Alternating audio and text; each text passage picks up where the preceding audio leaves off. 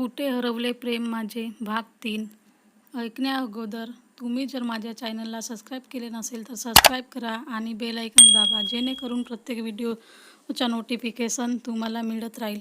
तर आपण कालच्या भागात बघितलं की अमायराने एका अननोन व्यक्तीशी कॉन्टॅक्ट केला आणि 6 वाजता भेटण्याचे सांगितले. तर आता आपण पाहूया या भागात. सायंकाळ होते. प्रिया छान नाईट पॅन्ट आणि टँक टॉप घालून खाली येते. इकडे अमायरा हॉट पॅन्ट आणि क्रॉप टॉप घालून येते. त्या दोघी येतात. अमायरा प्रियाला बघून शॉक होते, कारण प्रियाला तिने ह्या लुकमध्ये पहिल्यांदाच बघितले असते. Amyra, so sweet, I don't believe you are my sweetie. पहिल्यांदाच मी तुला यावर बघतोय. You are looking so cute. Priya, अगं पुरे, तूच इतकी गोड दिसतेस माझ्यापेक्षा. अमायरा, नाही, you are beauty with brain. I love you sweetie. Priya, love you too. Emmy, तुला आजपासून मी एम्मी म्हणेल तर चालेल का? अमायरा, हो गं माझी स्वीटी. त्या दोघी गार्डनमधल्या बाकावर गप्पा मारत बसल्या असतात. तेवढ्यात प्रियाला कुणीतरी येताना दिसतं. प्रियाला हे इथे का आलेत हा प्रश्न पडला असेल म्हणून. अमायरा, काळजी नको करू स्वीटू. प्रिया, मला तू हे आधी का नाही सांगितलंस? तूच केलास ना हा प्लॅन? खरं सांग. अमायरा, तू नको काळजी करू ग, मी आहे ना. आणि हो, मीच हा प्लॅन केलाय. मी मगाशी तू लिफ्टमधून बाहेर पडलीस तेव्हाच अजितला कॉल करून सांगितलं की आज ये इकडे. तू नको घाबरू माझी स्वीटू. प्रिया, बरं माझी एम्मी, नाही घाबरणार. तू असता मला कसली भीती. ते दोघं जवळ पोचले. अजित तर प्रियाकडे बघतच बसला. त्याला कशाचेच भान नव्हते. तो डायरेक्ट प्रियाला बोलतो, Ajit, you are looking so sweetie baby, so pretty. तो भानावर येतो. अजित, ते सॉरी, म्हणजे ते मी नाही, म्हणजे सॉरी प्रिया. त्याला खूप वाईट वाटतं. प्रिया साख होऊन बघतच बसते. अमायरा, अरे मित्रांमध्ये चालते हे सर्व काही, नाही का? इट्स ओके ना स्वीटी. प्रिया, हां. कुठेतरी प्रियालाही आता अजितचे शब्द आवडू लागले म्हणून ती लाजते. अमायरा, तुम्हाला काही प्रॉब्लेम नसेल तर माझ्या घरी जाऊन बोलूयात काय? अजित, मला माहीत आहे तू कुणाच्या घरी कधीच जात नाहीस, पण आता हे आपलं प्रोजेक्ट आहे तर आपल्याला एकमेकांच्या घरी यावं जावं तर लागणारच ना. काय राजेश? राजेश अमायराकडे बघतच बसतो. तोच ती त्याला डोळे मोठे करून विचारते. तो भानावर येतो. राजेश, हो ते मी काही नाही, चालेल मलाही, चला, असं म्हणतो. सगळे जायला निघतात. अमायरा, आपल्या प्रिया मॅडम ही इथेच राहतात बरं का, 14व्या फ्लोअरवर. नाही म्हटलं, माहिती असलेलं बरं नाही का. आणि माझं 17 फ्लोअर आहे. जर कधी कुणालाही काही काम पडलं तर येऊ शकता बिनधास्त. काय स्वीटू, हो ना.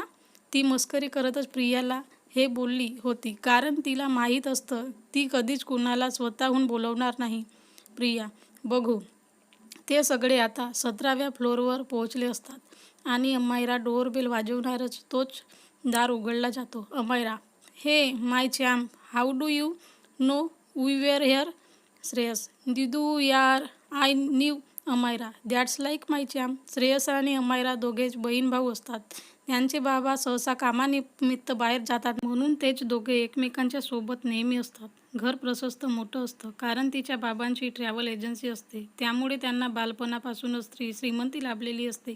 हॉलमध्ये फक्त त्यांच्या दोघांचेच फोटो लावले असतात. प्रियाला हे सर्व बघून भरून येतं, कारण तिचं आपलं म्हणण्यासारखं कोणीच नसतं. अमायरा श्रेयससोबत सगळ्यांची ओळख करून देत असते. श्रेयस, यार प्रिया दी, how sweet you are. Priya, thanks my champ. Amyra, hey champ, you can call her Sweety.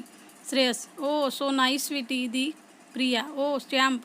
बिचारे अजित आणि राजेश शांत उभे असतात. अजित विचार करतो, मी काही बोलला तर तिला लगेच राग येतो. हा मंगांपासून दीदी म्हणू म्हणू चान्स मारतोय, ते नाही दिसत तिला.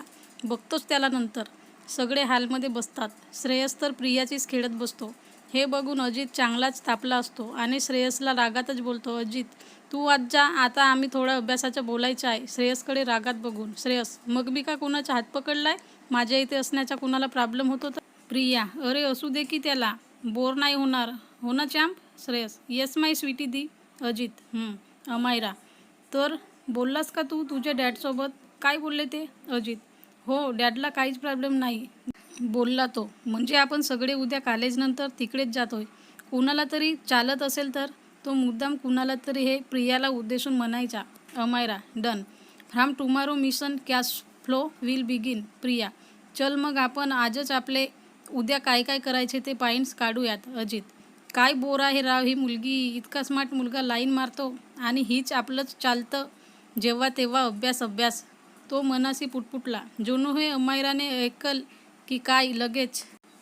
अमायरा, काय गं तू थांब की, उद्या बघू काय ते, आज एन्जॉय करू.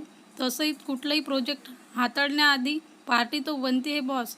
व्हॉट्स a guys. Ajit, why not. अमायराने काकांना, जे की तिथे त्या दोघा बहीण भावांच्या खाण्यापिण्याच्या गोष्टींची काळजी घेत, त्यांना सगळी तयारी करायला सांगितली आणि इकडे मोठ्याने म्युझिक सुरू केलं.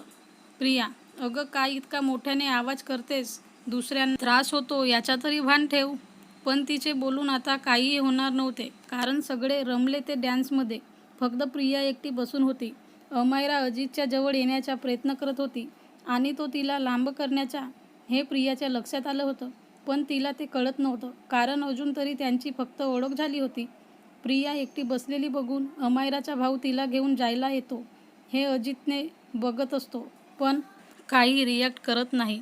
श्रेयस काय करतो हे तो नोटीस करत असतो. श्रेयस, स्वीटी दी, अगं चल ना, सगळे बघ किती एन्जॉय करतायत, तू पण चल. असं म्हणत तिचं न ऐकताच तो तिला ओढत घेऊन गेला, पण ती काही रिस्पॉन्स देत नाही. हे बघून श्रेयसने तिला कमरेत पकडून कपल डॅन्स करू म्हणून जबरदस्ती करायला सुरुवात केली. हे सर्व अजित बघतच उभा होता. प्रियाच्या त्या चेहऱ्यावरच्या किळसवाण्या एक्सप्रेशनमुळे त्याला इतका राग आलेला की पुढे जाऊन त्याने श्रेयसच्या कधी कानाखाली वाजवली हे त्यालाच कळले नाही आणि फाडू या आवाजाने म्युझिक बंद करण्यात आले. Shreyas, how dare you. आणि तो त्याला मारायला जाणार तोच अमायराने त्याला मागे ओढले. Ajit, why did you dare to touch her. Never tolerate this at any cost. Got it. She is mine. तो सी इज माईन म्हणणार तोच त्याच्या कानाखाली एक वाजवली आणि हे करणारी स्वतः प्रिया आहे हे बघून त्याच्या डोळ्यात पाणी आले आणि तो रागातच तिथून निघून गेला. इकडे प्रिया सोफ्यावर बसून रडायला लागली. राजेश अजित त्याच्या मागेच निघून गेला. आता तिथे फक्त अमायरा, श्रेयस आणि प्रिया हेच तिघे होते. अमायरा, श्रेयस चॅम, तिला माफी माग आताच. तू खूप चुकीचं वागलास. हे असं करायला नको होतं तुला. अजित, नाही तर तू चुकलास, माफी माग आताच. श्रेयस, सॉरी सिटी दी, मी चुकलो. मला हे इतकं खालच्या तळात नको जायला हवं होतं. सॉरी. प्रिया शांतच होती. ती काहीच बोलत नव्हती. तिला खूप वाईट वाटत होते की तिने कुठलीही चूक नसताना अजितला कानाखाली दिली होती. श्रेयस आत निघून गेला. अमायरा काही बोलणार तोच प्रिया तिला मिठी मारून, मला हे नव्हते करायचे, मी त्याच्यावर कारण नसताना हात उचलला, याचे मला खूप वाईट वाटत आहे गं. मी काय करू. चुकीचा श्रेयस होता आणि मी दुसऱ्यालाच कुणाला शिक्षा केली. आता काय करू मी. बिचारा, त्याला किती वाईट वाटलं असेल. मी नेहमीच चुकीच्या माणसांना जवळ करते आणि चांगली माणसे मला ओळखू येत नाहीत. अमायरा, हे रडूबाई, रडतेस का. मला माहीत आहे अजित खालीच असेल, तो नसेल गेला अजून. मी बघते थांब. ती पार्किंगकडे लक्ष देऊन बघते तर तो तिथेच असतो आणि राजेश त्याची समजूत काढत असतो. अमायरा, हे स्वीटी, तो इथेच आहे, जा जा आणि त्याला लवकर सॉरी म्हण. प्रिया धावतच जाऊन त्याच्यासमोर थांबते आणि एका श्वासात बोलते. प्रिया, मी जे केलं ते मान्य करते, ते चुकीचंच होतं, पण तू जे म्हणणार होतास ते मला न आवडल्याने मी तुझ्यावर हात उचलला, त्यासाठी आय एम एक्स्ट्रीमली सॉरी. ती जायला निघणार तोच तिचा हात पकडून तिला तो स्वतःकडे ओढतो. अजित, मी काय चुकीचं बोललो. जे माझ्या मनात आहे ते सांगण्यात मी का लाजू. किंवा मी कोणता अपराध करतोय ते तरी सांग. हे बघ, तू मला नकार दे, मी तुझ्या जवळ देखील येणार नाही, पण होकार घेतल्याशिवाय मी मागे हटणार नाही. असं तुला वाटत असेल तर हा गैरसमज आहे तुझा. तू वाटल्यास तुझा वेळ घे, विचार कर आणि मला कळव. आणि तो तिचा हात सोडतो. हे सर्व तो बोलत असतो तेव्हा तिचे डोळे बंद असतात आणि हात सुटला हे समजताच ती पळत सुटते आणि आपल्या फ्लॅटवर येते. इकडे तो घरी निघून जातो. उद्या कॉलेजनंतर प्रोजेक्ट निमित्ताने का होईल, ते परत भेटणार का, पण आता हा मॅटर नंतर काय होते हे बघू आपण नेक्स्ट पार्टमध्ये. ही जर स्टोरी तुम्हाला आवडली असेल तर लाईक करा आणि असेच माझ्या स्टोरीज बघत राहा, ऐकत राहा. आणि माझ्या चॅनलला तुम्ही सबस्क्राईब केले नसेल तर सबस्क्राईब करा आणि बेल आयकन्सला प्रेस करा, जेणेकरून तुम्हाला नोटिफिकेशन मिळत राहील.